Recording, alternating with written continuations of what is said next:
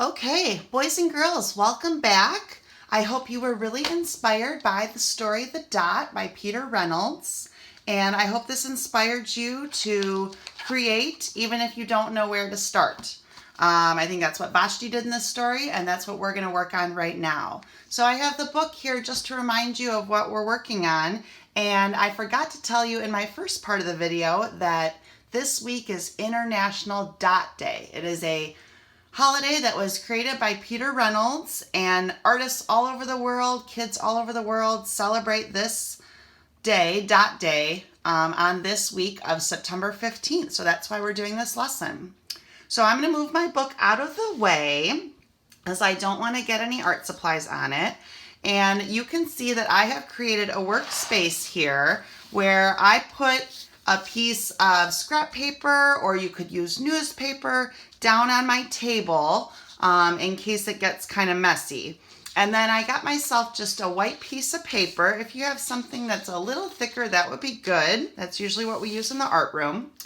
And I got a pencil. So I know that you are brand new to school. You're just learning how to write, or maybe learning how to write letters. So if you can't write your name, that's okay. But go ahead and just give it a try. Maybe you can do just a couple of letters, or the first letter of your name. And then when we practice again in a week or two, maybe you'll be able to do a couple more.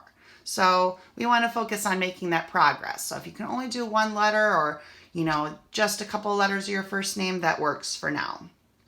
So what I'm going to do is I'm going to look at some of my different art supplies, and I know that everyone's going to have different things at home, but I just wanted to gather some things that maybe you have them at home. Maybe you only have one of these supplies. Maybe you only have crayons, or maybe you only have markers. So I'm going to show you a couple different ways to use these together, or if you only have one or two of these supplies, you're still going to make an amazing piece of art inspired by the dot. So let's get going.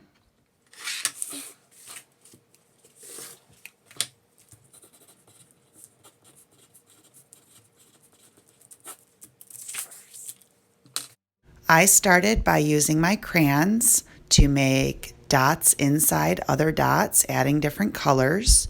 You could add dashes or polka dots. You could make a dot by making smaller dots around one.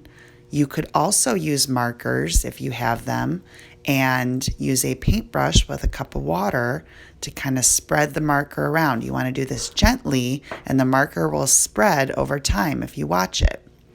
If you have a paint set, you could paint your dots, or you could use crayon and then paint over the crayon. You will still be able to see it.